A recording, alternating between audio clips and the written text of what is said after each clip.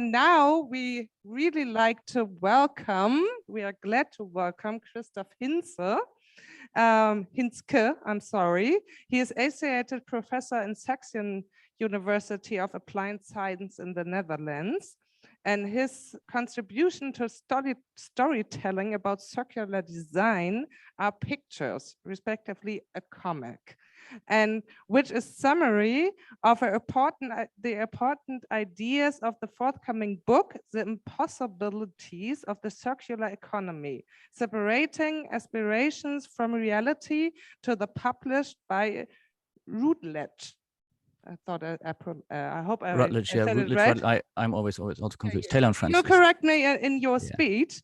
So please welcome Christoph Hinske, and we are really excited to hear what you're telling us, or better to say, show us from your pictures. Wonderful, thank you. So you might wonder where I'm sitting. I'm sitting in the car because today I had the choice between not going to the sitting at home alone in my office and doing this speech here, or do my sharing, or sitting in the car and at least a little bit being at the how's it called in English, kind of summer camp festival of the school of my kids. So I'm sitting here somewhere in the middle of nowhere in the Netherlands. It exists, and in my car. I hope you can hear me well, and I hope the connection as well. So we'll directly share my screen. Unfortunately, just when you said your correct connection might be well, it just broke up. So maybe you can repeat what you said. Okay, I hope the connection will stay stable.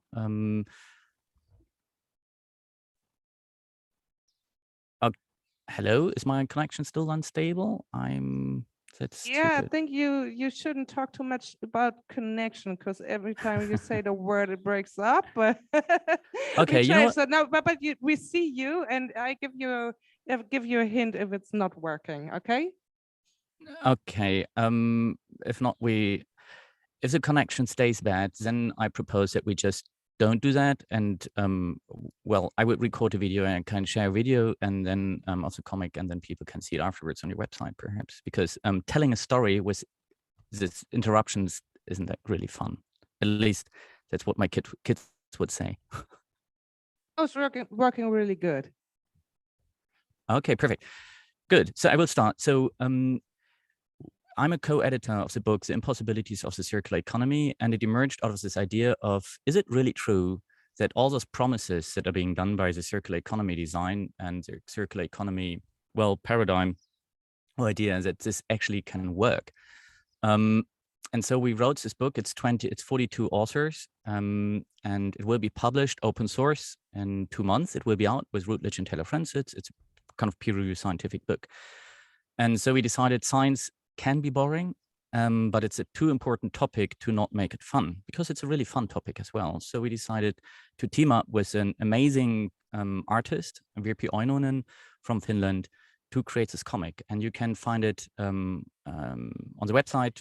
Afterwards, I assume it will also be shared with you.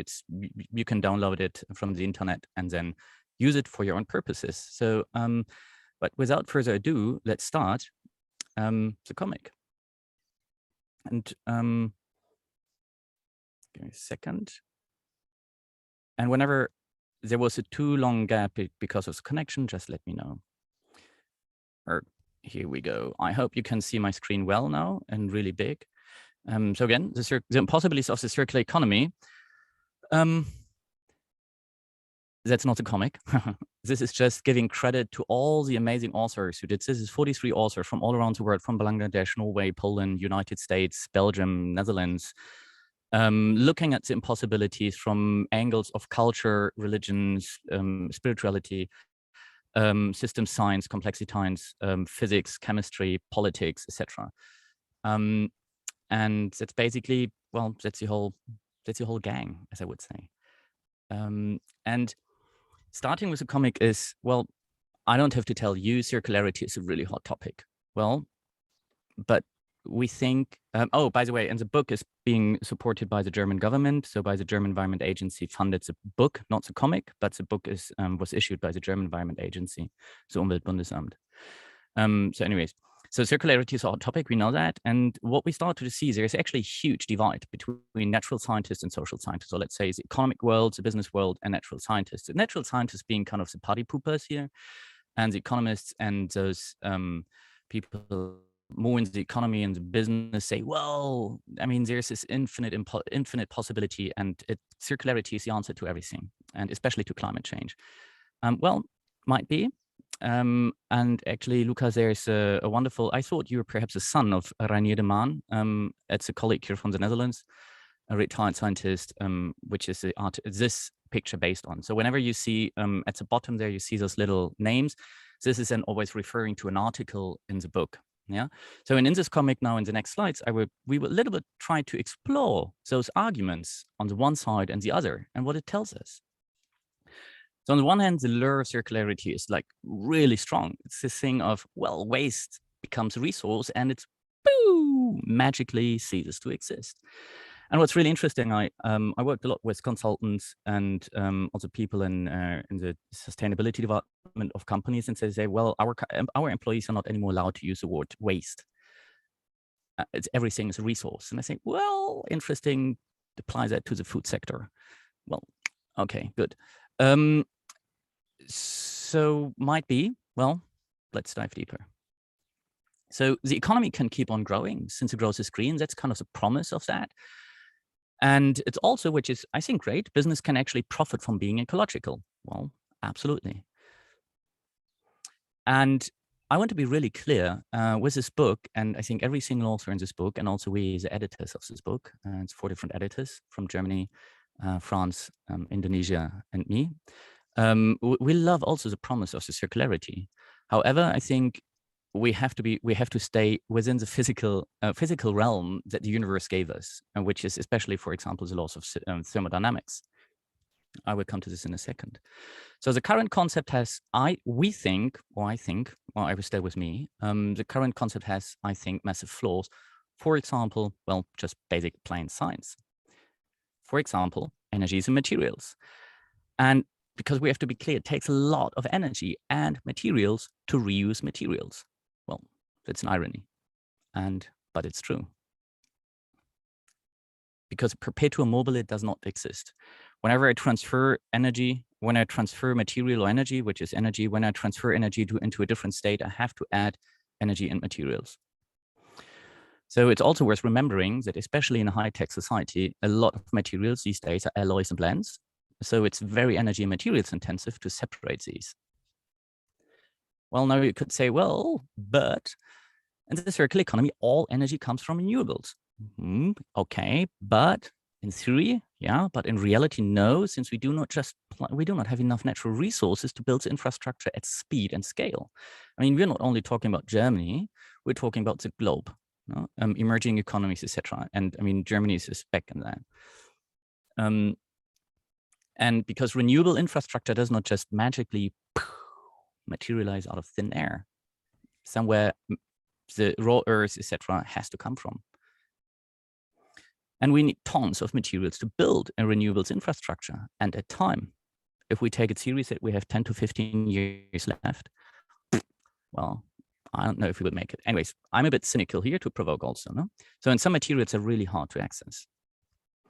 So which then leads us to the point that at every stage, some materials will be lost permanently. And this is in the law of dissipation, which says what I mentioned before, you always lose something in the process of working with it. That's just a natural law. And we cannot overcome that. As much as we design it, we cannot overcome natural laws of physics. However, I will come to this later. So, and then basically, if the economy keeps growing, the Earth simply does not have enough raw materials, circularity or not. So, but looking at the different aspect, organizationals. So there is a lot of assumptions behind the circular economy, especially in organizations. There's just this basic assumption that tomorrow everyone will collaborate across supply chains, between supply chains, across sectors, between sectors. It would just happen. But what we see in business models, business models mostly are designed, even so more modern ones, platform business models and ecosystem business models.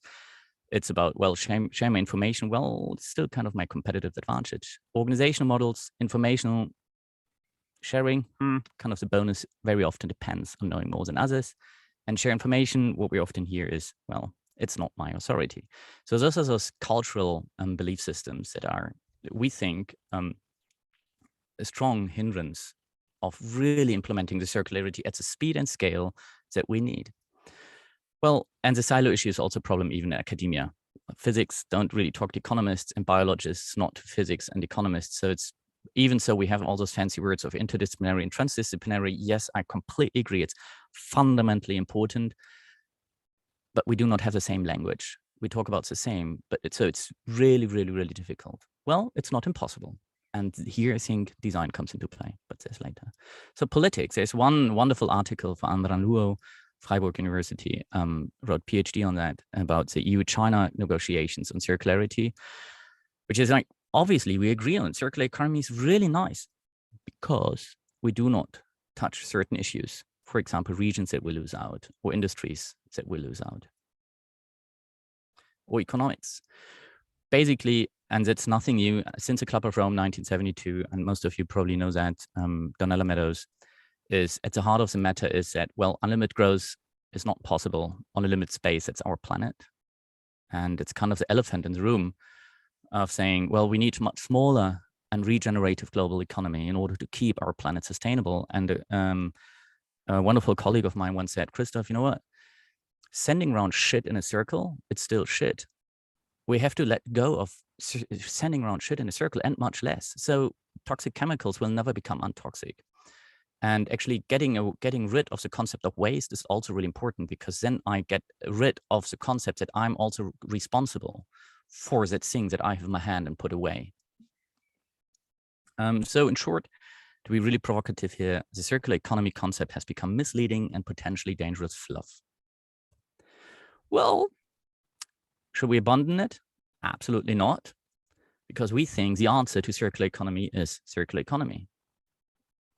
But I think what's really important here, we just let to have go of the silver bullet thing, which is very much when I look at the European Green Deal, when I look at the zero carbon neutral, zero carbon strategies, they're just not based on plain science, and kind of trying, there's a circular economy and it will help us with everything, which is actually, well, we will come to this in a second. So there's the ultimate goal that we think is circular economy, we have to be really clear, is a really important tool towards something else, towards regeneration or flourishing of our planet. And there's this wonderful, actually also from a Dutch guy, Tom Boschert with Accept. They have this wonderful company. I don't know if they're in Amsterdam. They have this brilliant definition of sustainability, where we think that circularity is part of thing. Sustainability is a state of a complex dynamic system. And in this state, a system can continue to flourish resiliently in harmony without requiring inputs from outside its system boundaries. Well, now there's a discussion where the system boundaries, obviously the sun belongs to the system. No?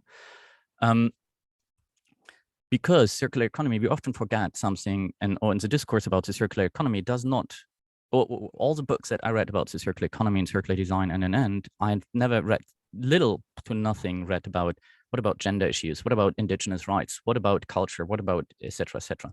So it's very much it's a technology concept. And I think we should be really clear about that, because circular economy until now, as I know it, and I might be wrong, and please help me, for example, doesn't capture, so it's about sustain the level of living that we have right now without questioning that perhaps it's not the right way of living, because it's on the expense of others. Like this picture wants to say, it's, well, recycling center, cheap labor needed. What's the answer of circular economy on that? Or circularity on that? And if we want to really build a sustainable world and build a circular economy that's really sustainable, we will have to understand systems. And very often, well, I will come later to that. So to really think like deep sea mining is part of a much larger complex system. And Fortunately, system thinking, and there I really recommend everyone to read the work of Ken Webster, one of my personal favorites in the circular economy space, from the Ellen MacArthur Foundation, very much supported. He really brilliantly interconnects system complexity science and system dynamics approaches with circularity. And I think it's very much by a lot of people in the circular space, it's just being cut away and reduced to, well, non-interesting parts. Because we are part of a wicked problem. And very often I hear, well, circularity will help us to solve the wicked problem. Like, what? You just didn't, that's a point of a wicked problem. You can't solve a wicked problem. That's why it's called wicked problem. You can't solve it. You can just accept it and try to find your way in it. And that's a thing of complexity. And so in order to make progress, that's very much, Lucas, I resonate here with what you said. So in order to make progress, we need an or I would even say transdisciplinary approach also within the scientific community. Because we really have to learn and to accept that complexity and the unpredictability that comes with it is key. Otherwise, our effort in circular economy can be futile, even dangerous. And it hurts to sit in complexity and to accept that we will perhaps not make it in 10, 15 years. Because unfortunately, most organizations are still very much trapped in linear thinking.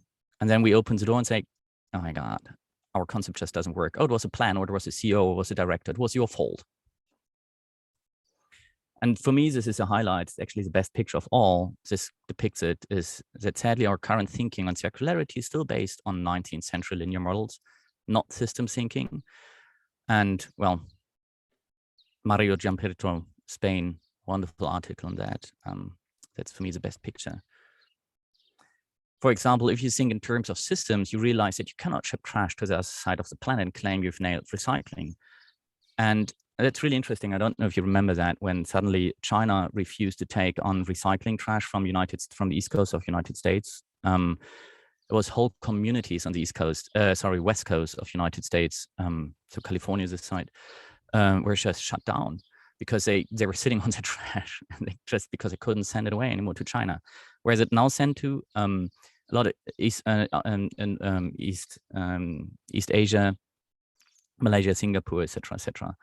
And actually one of our co-editors works for UNESCO, United Nations Asia Pacific, and she wrote an article about that, which is here, Aneta Nikolova and David Nath from New Zealand, looking at this justice aspect of the circular economy. We very much forget that in the discourse. And then also the rebound effects, because so before we even contemplate circularity, our production process must become radically more efficient. Well, absolutely, check mark on that, because we can't using this much materials and water to build a single item. However, what happens, and there are case study from all around the world on those rebound effects, it's called, there is, oh, cool, now we are kind of much more resource efficient, bang, now we can build full. Why can we do that? Because we still base our organizational design in our economy on this unquestioned assumption of infinite growth and of scarcity. And this leads to this unintended consequence of just, well, we just fill it up with 3 more. And what's really important for me is I don't want to blame. I want to provoke. I don't want to blame because I want that we are all aware. And I also want to remember this myself always too. Our current economic system is hardwired. It's designed to eat the last piece of natural resource. It can't do anything else than doing that, period. And it's like the cow. The only thing that the cow can do is produce milk. It can't produce chocolate milk or whiskey. It's designed by God to, or by evolution, however you see it.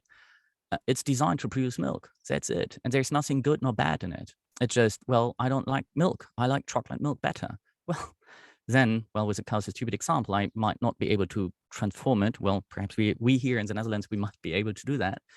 But we can. A current economic system is just oikos nomos. It's just the rules of the game that we designed. So it's human design. The whole economic system is a design question. And this is why I want to come back to Lucas, what you said. It's the best time ever to have lived on the planet, at least in the last 200-300 years, because now we're at a point where we are able to open up the discourse about our current economic system and radically change it. Because we just see we are massively smashing against the wall. And that's a design question. It's an agreement that we have, that we behave like that. We created this economy. It's not nature given. It's not a natural science law. Well, big demands, this will get political. Damn it, of course it will, and it must. Because, and we have to be clear, in politics is negotiation, and we must negotiate. True negotiation requires acknowledging uncomfortable facts, like the facts that there will be losers, period. Even so, if we invested zillions in it, and you can jump on this triangle as you want, it will not fit in there. Even if you're a Tetrix maverick, you will not be able to do that. So, and in order to cooperate across boundaries, we need shared values and cultural understanding. So the cultural is a social cultural dimension, as a value dimension, really, really important to be massively included in the circular economy discourse and be expanded way beyond just currently, at least how I observe, is very much in the technical discourse. That we really understand is that we have the same language to identify gaps. And perhaps the biggest challenge is that we can't see what's possible because we are still trapped inside one idea and operating in the world.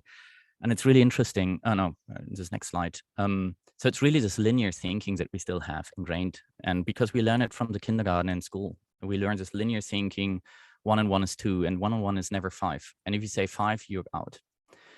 Because we have to learn to think on multiple level, and not linear, not only in networks, but in systems. And there's a massive difference in between networks and systems. And if you know Wonderhill, what? If you're confused about this sentence, and you're on the good side, we have covered even Cambridge Dictionary, Oxford Dictionary, and all those dictionaries say they explain networks with systems and systems with networks, but it's something radically different. And there's this brilliant study which also taken up by PricewaterhouseCoopers, where they say, at least in the Western world, only 8% of leader managers are able to think in complex systems from the consciousness development level. And that's also an article that I contributed with my colleague, Maureen Metcalf. The good news is you can change that. The bad news is our current educational system is designed to only create an increase of 1% over the last 10 years. So we can increase, in order to be really circular, we need to be able to understand systems and ecosystems. But we have to be able to see more than black and white, and perhaps even color in between. And me as a colorblind person, I'm still wondering why there's so much color in the world, but okay. So to close this, again, the circular economy is a wonderful, wonderful approach. It's a wonderful design approach. I think it's too immature to say it's the savior of the world.